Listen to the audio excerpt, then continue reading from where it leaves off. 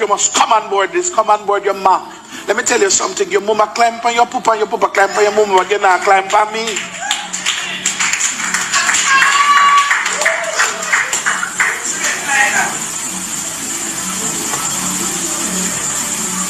Dr. Kevin O. Smith's Pathways International Kingdom Restoration Ministries raked in close to $1 million per week from offerings, consultations, and the spiritual encounter.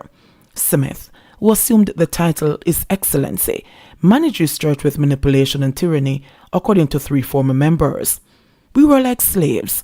I was not allowed to go with my parents or any relatives or friends outside the church, said young George, not his real name, who fled the Pathways International 6 years ago. That was the 6th time he ran away from the church. George, who is now in university, was a go-to person from age 17 when he was reportedly taken from his parents by Smith, who had him run errands and count the money collected on the nights they had service. I'm walking, I'm talking, I'm feeling, I'm shouting in the church, in the workplace, in the school place. Let the crowd shout. There are 4 different types of offerings. You have the $100 offering that starts the service, $1,000 seed, then the regular offering service, and another offering where you make covenant with the word. He revealed yesterday, hours after a service at the Paradise-based church came to a bloody end with 3 people dead. 4 offerings in one day, he stressed, adding that service was 3 times per week, Wednesdays, Fridays, and Sundays. He made even more money from church offering and consultations. Persons book an appointment, and the price is US $50, and they would have discussions with him. For a spiritual encounter or a deliverance session, they paid $350 each, explained the former congregant. In one night, he said that at least $250,000 would be raked in from offering alone, or $750,000 for the week. On average, we'd collect $1 million per week because we got up to 10 clients per day, mainly at $350 each. George said he left the religious group in November 2015 because he became mature and gained strength.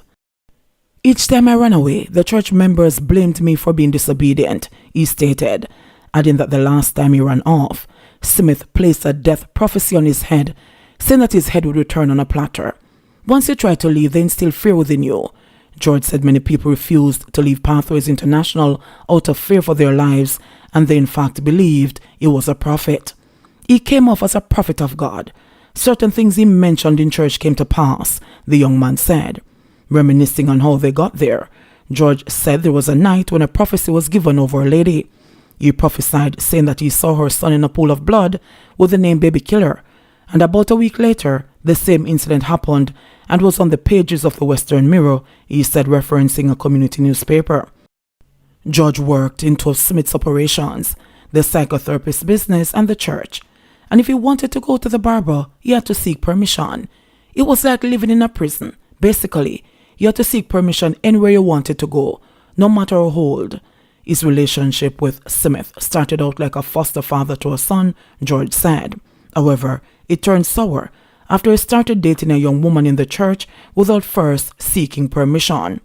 George said that Smith then confronted him, telling him that, if you tip me I go marry you and her, you make a big mistake. From then, things went downhill until he eventually left for the final time. A young woman said she was kicked out of the church after 2 years as a member because of fornication.